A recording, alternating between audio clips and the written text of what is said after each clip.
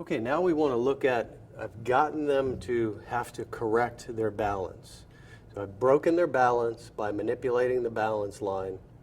They have to take a step. So I got them, if you go back to the principle, I've got them where they're in the process mentally of figuring out how to correct their balance.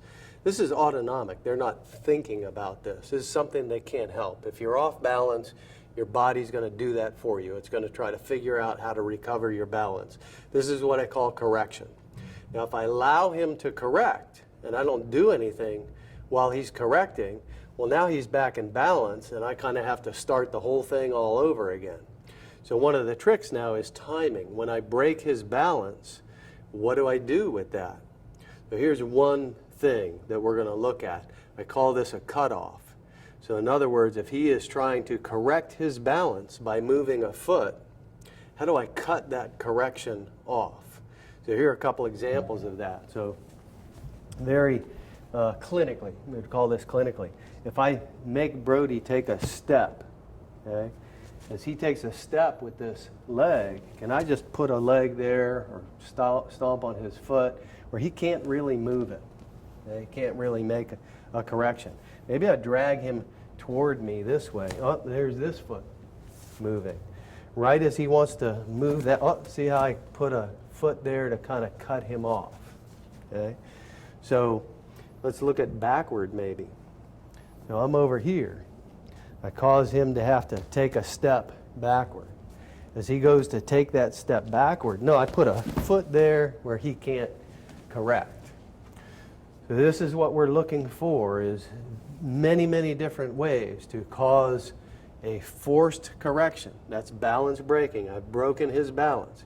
He's forced into making a correction, and then I want to cut off that correction. In other words, I want to stop that correction from being effective enough to cause him to regain his balance.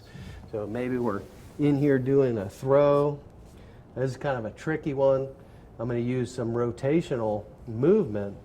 Now he's on one foot. So in order to correct his balance, he would probably move that foot and get both feet underneath him. So he's getting ready to move that foot. If I can just cut it off, if I cut that correction off, he's going to be thrown here. So maybe different kind of a throw here. So I could do something like this, which I think is very ineffective. If I crank on this, now if he's static, looks like this would work. I don't believe anybody's going to leave this arm out straight. He's going to be pulling that elbow back. Well, now, why does this not work for me? Go back to the beginning lesson. His elbow is right on my balance line. So if you look at my feet and then come up here and look at where his elbow is right on my balance line. We know nobody's going to leave that arm out. He's going to want that back. So I've put myself in a horrible position. So sometimes I see people do kind of a lift up throw. As long as the person is cooperative and leaves that arm out, it'll work. But the nature of a real conflict is that we know they're not going to be cooperative. So a little different approach here. What I'm going to do is affect his balance line in a way that he's got to move that foot. So there it is. There's that correction, and then I'm going to cut it off, and he's going to be thrown. Okay?